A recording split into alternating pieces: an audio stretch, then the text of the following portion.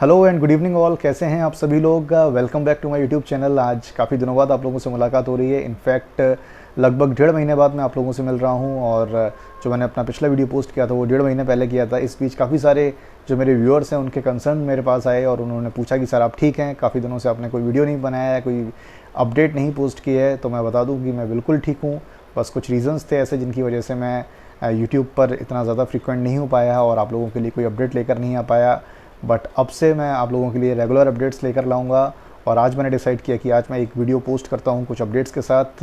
उसका रीज़न ये भी है कि आज मेरे इस यूट्यूब चैनल को पूरे 1 साल हो चुके हैं और इस पिछले 1 साल में आप लोगों ने जितना भी मुझे प्यार दिया है उसको मैं वर्ड्स में डिस्क्राइब नहीं कर सकता हूँ। Thank you so much for all my viewers जिन्होंने कि मेरे वीडियोज़ को रेगुलरली देखा, चैनल को सब्सक्राइब किया, वीडियो को लाइक किया और वीडियो को शेयर किया। दोस्तों, मैंने जो अपना पिछला वीडियो बनाया था उसमें मैंने बताया था आपको कि बैंक प्राइवेटाइजेशन पर क्या अपडेट थी, जिसका आंसर फाइनेंस मिनिस्टर ने खुद लोकसभा में दिया था और कहा था कि अभी तक कैबिनेट कमेटी ने बैंक प्राइवेटाइजेशन को लेकर कुछ भी डिसाइड नहीं किया है।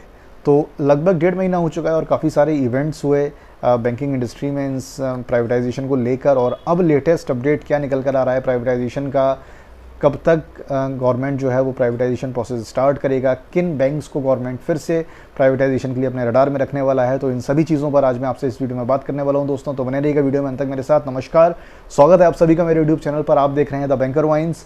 उम्मीद करता हूँ कि आप सभी लोग अच्छे होंगे।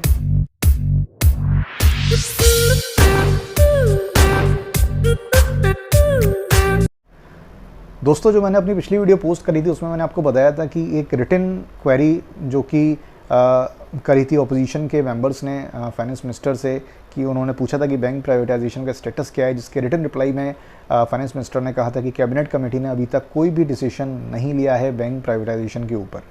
इस बीच जो ऑनगोइंग पार्लियामेंट सेशन चल रहा है इसमें भी बहुत सारे क्वेश्चंस रेज किए गए हैं बैंक प्राइवेटाइजेशन को लेकर।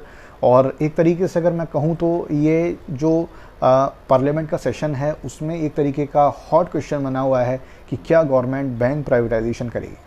देखिए, हॉट होना बिल्कुल ही मुमकिन सी बात है, क्योंकि जो बैंक प्राइवेटाइजेशन है ये एक बहुत ही बड़ा, बहुत ही एक टफ और चैलेंजिंग प्रोसेस है जो कि गवर्नमेंट करने जा रही है, जिसका काफ़ी सारे लोग अपोज कर रहे हैं। मैक्सिमम लोग अपोज कर रहे हैं क्योंकि उनको पता है कि अगर पब्लिक सेक्टर बैंक्स प्राइवेटाइज्ड होंगे तो देश की इकोनॉमी को, जो देश की आम गरीब जनता है, उस पर उनको बहुत ज़्यादा फ़र्क पड़ेगा। देखिए, जिस तरीके से इवेंट्स पिछले 1-1.5 महीने में हुए थे, कैपिटल इन्फ्यूजन गवर्नमेंट ने किया था, प्रॉफिट बहुत ही स्ट्रॉन्ग पोस्ट किया था Q3 में सभी पब्लिक सेक्टर बैंक्स ने। तो यहाँ तक एक उम्मीद नज़र आ रही थी कि हो सकता है शायद जो गवर्नमेंट अपना प्राइवेटाइजेशन का डिसीजन है इसको रीथिंक करे। और कई सारे लोगों ने एक इम्प्लीकेशन ये भी लगाए थे कि यहाँ पर हो सकता है पॉलिटिकल इम्पैक्ट है गवर्नमेंट के ऊपर, क्योंकि 5 स्टेट्स में असेंबली इलेक्शंस थे और गवर्नमेंट उसके रिज़ल्ट को ध्यान में रखते हुए अपना अगला स्टेप लेगी।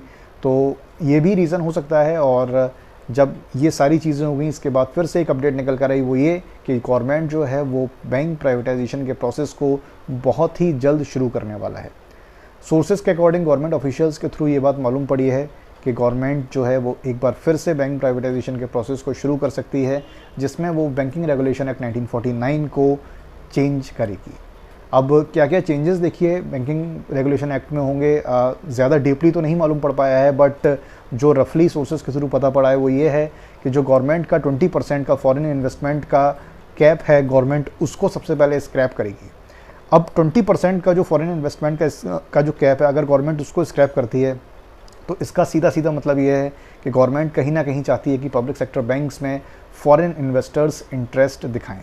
और इंडिया की जो पब्लिक सेक्टर बैंक्स हैं उसमें फॉरेन इन्वेस्टर्स इंटरेस्ट दिखाने में बिल्कुल भी पीछे नहीं हटेंगे, क्योंकि जो बैंक्स की हेल्थ है, जो बैंक्स की कैपिटल है और जो बैंक्स की बैलेंस शीट है वो बहुत ही ज़्यादा मजबूत है, जो कि काफ़ी ज़्यादा अट्रैक्टिव हो सकती है फॉरेन इन्वेस्टर्स के लिए। दूसरा जो चेंज है वो ये है कि गवर्नमेंट कई अट्रैक्टिव VRS स्कीम्स लेकर आ सकता है एग्जिस्टिंग एम्प्लॉयज़ के लिए, ताकि जो भी एम्प्लॉयज़ अपनी मर्ज़ी से बैंक्स को छोड़ना चाहते हैं वो छोड़ सकते हैं, जिससे कि एम्प्लॉयज़ की संख्या कम होगी और गवर्नमेंट को बैंक प्राइवेटाइजेशन के प्रोसेस को मैनेज करने में प्रॉब्लम नहीं होगी। तीसरा जो पॉइंट पता पड़ा है वो ये है कि जो गवर्नमेंट है प्राइवेटाइजेशन के बाद 26% की हिस्सेदारी अपनी बनाकर रखेगी। मतलब मेजॉरिटी जो स्टेक गवर्नमेंट का है वो गवर्नमेंट उसको सेल ऑफ करेगी और मिनिमम 26% की जो हिस्सेदारी है विदाउट मैनेजमेंट कंट्रोल और विद मैनेजमेंट कंट्रोल वो गवर्नमेंट अपने पास रख सकती है। तो दोस्तों ये बेसिकली 3 पॉइंट्स हैं जो कि ऑफिशियल्स के थ्रू पता पड़े हैं, जो कि बैंकिंग रेगुलेशन एक्ट 1949 है, इसमें चेंज किए जाएंगे। अब ये बात कितनी सच है वो तो आने वाले समय में ही पता पड़ेगी जब बैंकिंग रेगुलेशन एक्ट में बदलाव होंगे।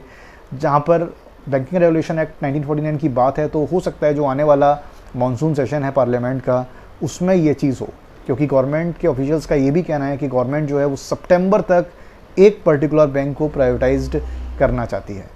तो सितंबर से पहले मॉनसून सेशन होगा और हो सकता है शायद तभी बैंकिंग रेगुलेशन एक्ट चेंज की जाए और सितंबर तक गवर्नमेंट जो है वो किसी एक पर्टिकुलर बैंक को उठा के प्राइवेटाइज करते हैं। अब बात वही आती है कि जो कौन सी बैंक हैं जो इनको गवर्नमेंट प्राइवेटाइज कर सकती है दोस्तों। तो पहले जो 2 नाम आए थे नीति आयोग की तरफ से वो थे सेंट्रल बैंक ऑफ इंडिया और इंडियन ओवरसीज़ बैंक का। इसके अलावा हमें और भी कई सारे नाम सुनने को मिले थे, बट स्ट्रांगली रिकमेंडेड नेम्स थे वो यही 2 थे और अभी भी जो नेम सामने आए हैं वो यही दोनों आए हैं। जबकि ऐसा अभी कुछ भी हम लोग ऑफिशियली नहीं कह सकते हैं जब तक कि गवर्नमेंट खुद ये चीज़ अनाउंस नहीं करती है कि वो कौन सी बैंक्स को प्राइवेटाइज्ड करने जाएगी।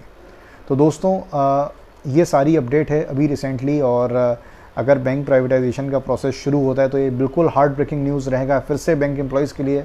जो हमारा स्ट्रगल था, जो कि स्ट्राइक्स हम लोगों ने करी थी दिसंबर में, और अभी एक फिर से छोटी सी स्ट्राइक होने जा रही है AIBA द्वारा 28 और 29 मार्च को।